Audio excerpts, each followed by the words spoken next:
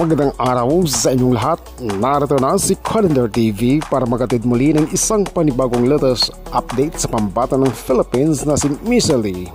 May panibago umanong pagbabago si Michelle Lee sa kanyang magiging pasabog o ang kanyang magiging final pasabog sa kanyang final na laban sa Miss Universe 2023. May panibago o may pagbabago umano sa kanyang magiging final o ang kanyang transformation sa kanyang hairstyle at ang kanyang panibagong look ni Michelle Lee sa kanyang final na laban sa Miss Universe. Ito sa ngayon ang isa sa latest kay Michelle Lee, ang kanyang magiging panibagong transformation ng kanyang hairstyle at ang kanyang magiging pasabog rin na look para sa kanyang final na laban sa Miss Universe.